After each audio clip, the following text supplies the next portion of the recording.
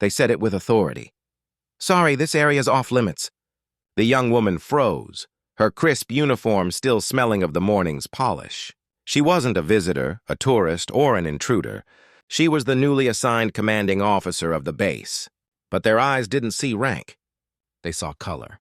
A pause hung in the air, sharp and heavy, before one of them chuckled. You must be lost, ma'am. Lost? She had trained twice as hard to earn this badge. What would happen when they realized who she truly was? Watch until the end. Wait a second. Let us know where you're watching from in the comments, and make sure to subscribe for more powerful and inspiring stories just like this one. Captain Ava Richardson had dreamed of leading since her father first told her stories of service and honor. Growing up in Georgia, she watched jets tear across the sky.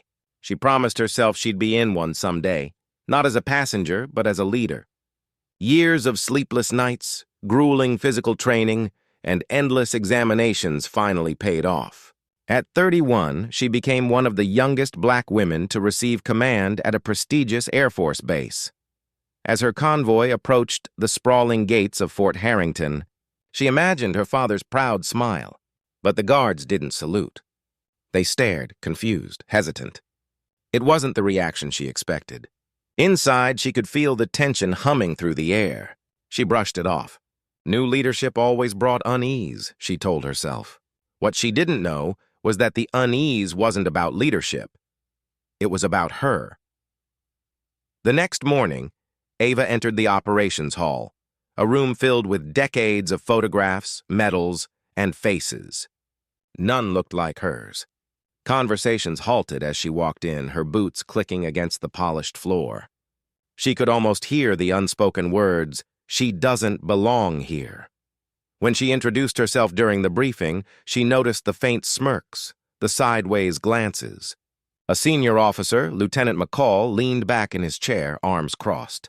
"Ma'am," he said slowly, "are you sure you're in the right unit? Command usually comes from pilots with longer service." Ava smiled politely, though her stomach twisted. "I'm sure the records will confirm," she replied, voice steady. That afternoon, she inspected the hangars. Two mechanics stopped her at the entrance, blocking the way. "Sorry, ma'am, this area is restricted to authorized personnel," one said. She pointed at the patch on her chest. Commanding Officer 17th Squadron. Their smirks faded, but not the disbelief. Later, she overheard them whispering, jokes about diversity hires and photo ops. Each word stung, not because it was new, but because it came from the very people she was meant to lead. By the end of the week, her reports were delayed, her instructions ignored. Someone forgot to include her name on the leadership roster. It wasn't incompetence, it was resistance. Quiet, organized, and suffocating. And yet Ava refused to break. She had come too far to step back now.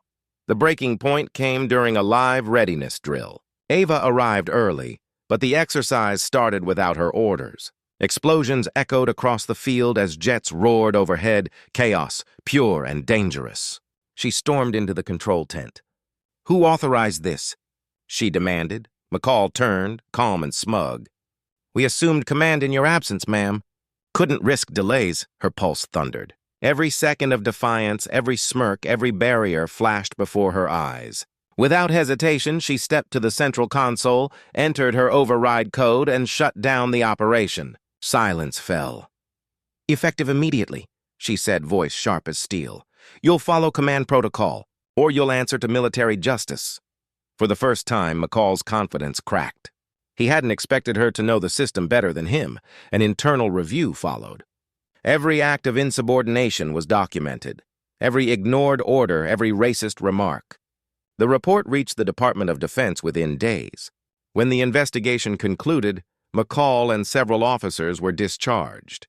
Weeks later, Ava stood before her unit once more. The same hangar, the same walls. But this time, silence carried respect, not ridicule. She didn't need to shout to prove her worth. She had done what generations before her were denied, commanding through strength, not anger. Her story spread beyond the base, to classrooms, training centers, and newsrooms.